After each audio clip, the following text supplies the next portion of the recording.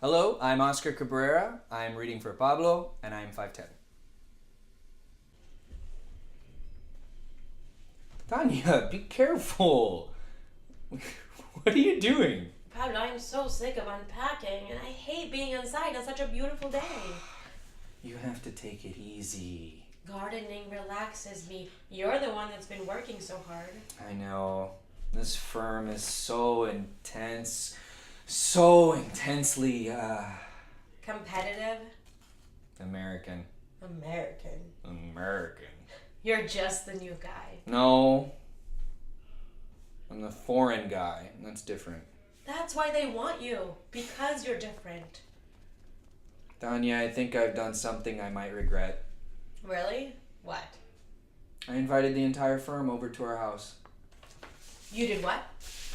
The senior partners were joking about me being the new guy, and Mr. Krause, as in Smith, Krause, and Wilson, said that he barely thinks you exist. But you told him that I'm finishing my dissertation and the baby, right? Before I knew it, I channeled my father and I invited them all over to the house. You didn't. Oh, it gets better. The party is this weekend. Puta madre. Breathe. Remember the Lamas. Maldita sea! Pablo, are you crazy? How did this happen? I'll tell you how. The letterhead partner, Mr. Krause, said, Pablo, that is a generous offer. When would you like us all over? And I said, Sir, mi casa es su casa, po. And we all laugh. And then he says, I'd love to see where you live. Tell you what, I'm free this Saturday. Saturday? Does that work for you? It was a total test. A total test. He was watching me with this gleam in his eye. That is where you say, no, that does not work for me or my beloved pregnant wife. I didn't skip a beat. I looked him straight in the eye and I said, yes, Mr. Krause, this Saturday is perfect. And he said, I like that. You have cojones, son. Mr. Krause actually said cojones. He even did the quotation marks. Oh, God. I see it as a form of cultural outreach, which could be a good partner sign for me. No! Nothing about this bossy machista law firm party planning is good. I know, but Tanya, this could be bigger than Steve Johnson's Martini Happy Hour, because the only living letterhead boss said he would come. I could become the first Latino to make partner at this place. Maybe one day they'll add De Valle to the letterhead. That would be a first, huh? Pablo. It was fight or flight, Tanya. And you've taught me to never run from a fight. 60 strangers here in 6 days? We don't have enough furniture. Our walls are half painted, our plaster is cracked, and I have my own research to do before the baby comes. This is just too much. You are trying too hard. I know. It's too much. I don't want to let you down. I don't want to let the baby down. I want to fix up the house. I need to make partner. So an impromptu party for the whole firm? I don't know what I was thinking. We can't fix up a fixer-upper in 6 days. So let's be upfront and confident. Show them we are do-it-yourselfers in the best ways. We have the party outside. Outside? Yeah, in our beautiful yard with our gorgeous tree. Tanya, our yard isn't beautiful. Not yet, but it can be. Your native garden. I've had the design in my head since we bought the place. If we pull away some of that patch grass and get rid of those plants and allow Dozer to get some light, plant some bushes and wildflowers, and the oak looks so majestic. Oh my God, this could be very exciting! And we could put some ferns over there.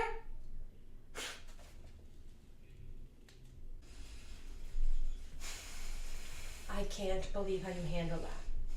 Me? Did you hear him? He's not my father. He told me to shut up. I would too. This is not a courtroom. They are friendly neighbors. Well, that's why I also wanted to be very, very clear. Well, you were clearly a jerk. You were also disrespectful. What? He's our elder. That garden means a lot to him. I know, but take it from me, when things are sensitive, it's exactly when clarity and reason need to prevail. But is it worth it? I mean, we bought the place assuming that our yard ended here and their flower bed was theirs. We were grateful for that. But this is good news for us. It doesn't feel like good news. So what do you want to do? Forget what the contract says. Keep everything like this. Let's not be greedy and be happy with that. We go, we apologize, and we move on. Apologize?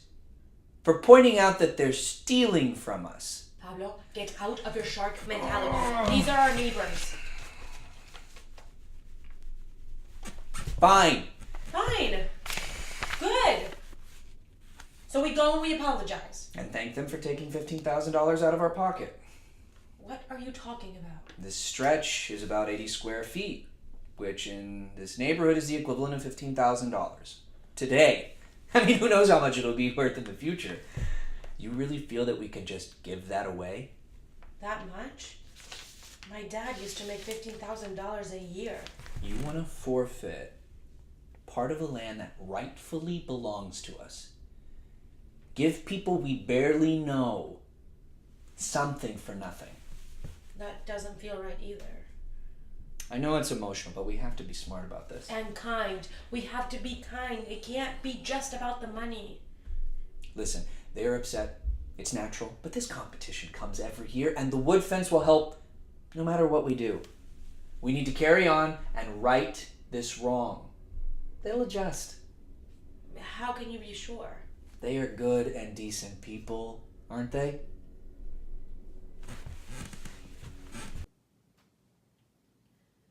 Maybe we should just cancel the barbecue, stand down before we fall down. What? The plants and the fence go in today. My entire firm arrives tomorrow afternoon. But Pablo, I called Virginia names. And I'm sure she deserved it. Don't go soft, Tanya. This is not about flowers. It's about principle. This is war. It is not war. Not yet. I need to go talk to her. I'll make her see our point of view. You know, how much pressure we're under. I don't think you should. In fact, I say no. No. Frank threatened me. Sweet Frank, no way. Oh, he showed some big cojones last night. That term is ridiculous. You know, the testicles are the most delicate part of a man. What did you say? Nothing. All I know is he said that we are wild, messy people and that we should go be native somewhere else. He did not say that. That's what he meant. He says he knows powerful people, that he works for the agency. What does that mean? In Chile, it meant very bad things. Do you think Frank Butley is CIA? CIA? No. Frank is fearful of ferns. But he knows powerful people. And she's a defense contractor. What have we gotten ourselves into? Nobody tells me what I can do or not do, not in my house, not in my backyard. Pablo, are you feeling okay? It's nothing. He's getting to me. We will not be bullied or threatened into submission. Pablo, they are our neighbors. We have to live next to them. Our children will have to live next to them. They're researching adverse possession. Mr. and Mrs. Frank Butley are invoking squatters' rights. Do they have a case? I told them they didn't. But do they? They have to have been openly and notoriously using a piece of land as would an owner for a previous certain number of years. They have, haven't they? My father lost a lot of land in Chile due to squatters. It was so demoralizing. I will not let that happen to us. Not in this way. It's ridiculous. I thought squatters' rights were for poor people. It's a travesty of justice. But you say they don't have a case? No, I didn't say that.